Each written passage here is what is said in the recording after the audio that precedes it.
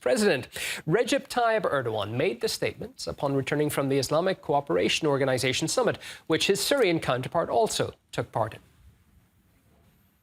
I still have hope in Assad. I'm hopeful that we can come together and, God willing, put Syria-Turkey relations on the right track, because we need to eradicate the terrorist structures between Syria and Turkey.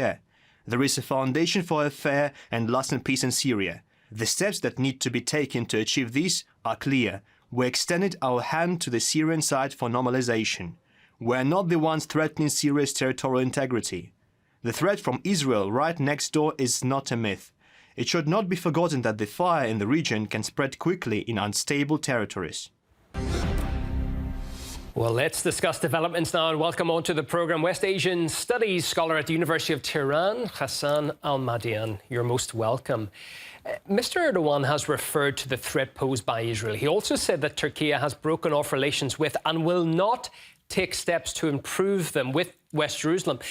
But can I put it to you, given historical ties, economic and other, is it realistic for those states to maintain an effective Cold War type?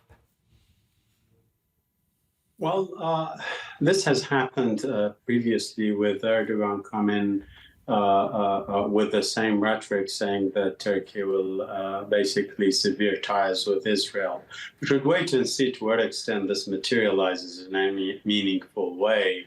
Of course, much of the trade and economic ties and security and military ties go through private sector companies, which I don't think Mr. Erdogan meant to sever those ties. He's basically talking about the official line here, which is minimal in the relationship between Israel and Turkey.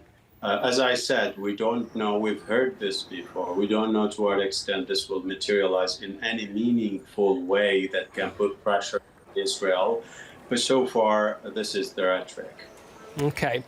Turkey and Syria, two states who have a hugely complex recent history, yet the Turkish leader seems optimistic about a reset. How will they, though, negotiate sensitive topics like the Kurdish issue, which has been a big thorn in the past? Yeah, well, that's the core issue that Mr. Erdogan and Turkey is basically concerned with.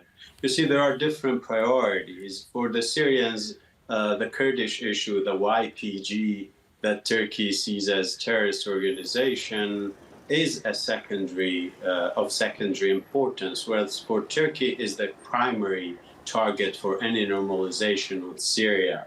For the Syrians, Turkey withdrawing of its forces from northern Turkey, from northern Syria, and withholding its support for organizations that occupy basically Idlib in northern Syria are crucial. That's why Syria has, the Syrian leader and its officials have time and time again reiterated their commitment to a normalization if and when Turkey, as they put it, respects their territorial integrity, namely withdraw from northern Syria and stop supporting those groups. Whereas for Turkey, the Kurdish issue is the main, but also the Syrian refugees in Turkey are important. They are pushing for a political reconciliation that can facilitate the return of refugees from Turkey to Syria. That has turned in recent months into a really troubling issue in Turkey's internal politics, including in the recent elections. President Erdogan wants to get rid of this, problem as soon as fast as possible. Yeah. There's balancing acts and then there's Turkish foreign policy, and somehow they've managed to balance and negotiate and maneuver with many nations, with many concurrent events. But now we have Turkey's intention to improve ties with Syria, its recent invitation to become a BRICS partner, possibly full membership in the future. How will Turkey's relationship with NATO, therefore, be affected, and US ties as well?